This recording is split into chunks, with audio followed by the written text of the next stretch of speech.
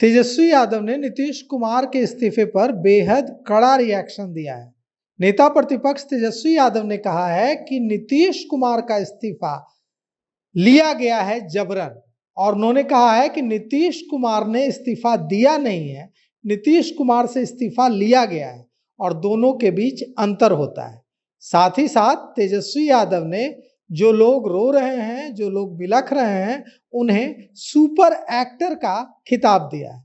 निश्चित रूप से यह ताना अशोक चौधरी पर है। कहा है नेता प्रतिपक्ष तेजस्वी यादव ने कि अशोक चौधरी रो रहे हैं, अशोक चौधरी बिलख रहे हैं, लेकिन यह सब एक्टिंग है, यह सब ड्रामा है और इस ड्रामे के पीछे बड़ा खेल चल रहा है। तेजस्वी यादव क्या कह रहे हैं, इससे यह पता चल रहा है कि राष्ट्रीय जनता दल में क्या कुछ चल रहा है नीतीश कुमार के इस्तीफे के बाद, क्योंकि राष्ट्रीय जनता दल नेतृत्व को यह अच्छी तरह समझ आता है कि नीतीश कुमार का बिहार में रहना तेजस्वी यादव के हित में था।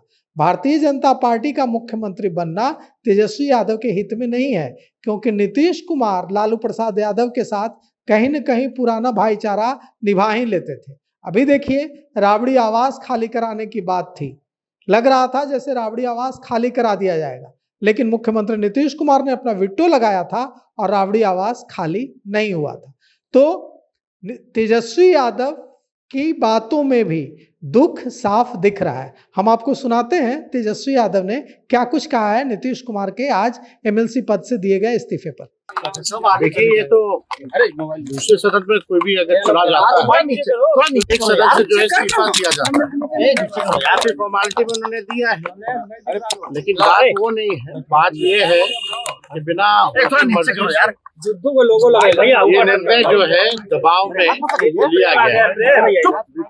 जाहिर सी बात है कि बिहार में भाजपा के लोगों ने नीतीश जी को तो ठगा ही, साथ ही साथ बिहार की जनता को भी ठगने का काम किया। नीतीश जी को ठगा। हम लोग शुरू दिन से कहते थे कि उनको मुख्यमंत्री जो है पद पर अगर भाजपा एनडीए की सरकार आती है तो रहने नहीं दिया जाएगा। आज वही बात जो है साबित हुआ है। दूसरी बात ये भी साबित हुआ कि चुनाव में जो इन लोगों ने धन तंत्र और मशीन तंत्र लगाया था और माताओं बहनों से ये कहा गया था कि 2 लाख रुपए मिलेंगे, चुनाव के समय 10,000 रुपया दिया गया और बाकी बुला गया चुनाव के बाद 1,90,000 रुपया दिया जाएगा। अब कब मिलेगा ये पता नहीं। बिहार की महिला मतदाताओं को भी इन लोगों ने ठगा, और यही नहीं बल्कि जो 125 यूनिट फ्री बिजली की जहां तक बात थी, जो हम लोगों ने कहा था कि हमारी सरकार आएगी तो 200 यूनिट फ्री बिजली देंगे। तो आज समझे बिहार में पहले से ही, चुनाव से पहले से ही देश भर में सबसे महंगा बिजली मिलता है। अब जो है बिजली की दरों जो है और जो है बढ़ाई गई है। यानी ये केवल और केवल ठगों की सरकार है। बिहार की जनता को ठगा, नीतीश जी को ठगा। तो जो अपनों को इन लोग ठग सकते हैं तो समझ सकते हैं कि बिहार की क्या स्थिति होने वाली है। गैस हो, डीजल हो, पेट्रोल हो, महंगाई जो है चरम सीमा पर अभी पहुंची। और अभी आप देखिएगा, जैसे आपका बंगाल का चुनाव, केरल का चुनाव समाप्त होगा, वैसे पुनः आपका पेट्रोल डीजल की कीमतों में बेतहाशा वृद्धि होगी। तो ये लोग केवल ठग लोग हैं, ठगने का काम करते हैं।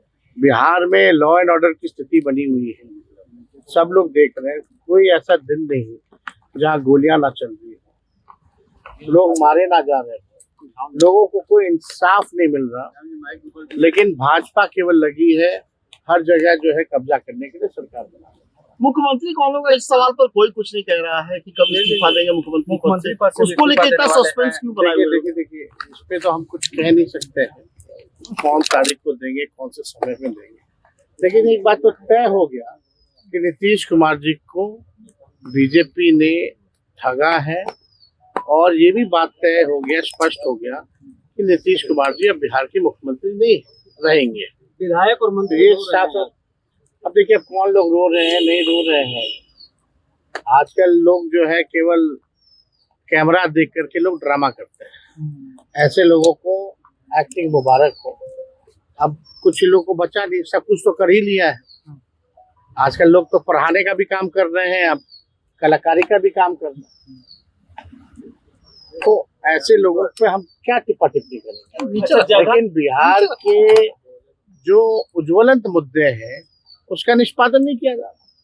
ओला वृद्धि, जो ओला जो गिरा था, जिससे किसान के खेत फसल को जो है नुकसान हुआ था, क्या हो रहा है उसका? कोई फायदा दिया गया कि नहीं दिया गया? कोई किसान, मजदूर, गरीब, बेरोजगार, शिक्षा, चिकित्सा के बारे में, कोई पढ़ाई दवाई के बारे में बात ही नहीं करना। कौन आएगा, कौन जाएगा, कौन आएगा? 2012 के बाद से कोई स्टेबल गवर्नमेंट बिहार में नहीं है। जब तक स्टेबिलिटी नहीं रहेगी, स्थिरता नहीं रहेगी सरकारों में, तब तक कहाँ से काम हो पाएगा बिहार का? कहाँ से डेवलपमेंट और विकास हो पाएगा? तो ये सवाल खड़ा होता है। सर, निशांत का कोई राजनीतिक भविष्य है क्या नीतीश जी के इस्तीफा देने के बाद? कैसे देखते हैं? अब देखिए, अब हम इस पर कोई टिप्पा टिप्पणी तो करना नहीं चाहेंगे, लेकिन कोई भी अगर नौजवान राजनीति में आएगा तो हम उसका स्वागत ही करेंगे।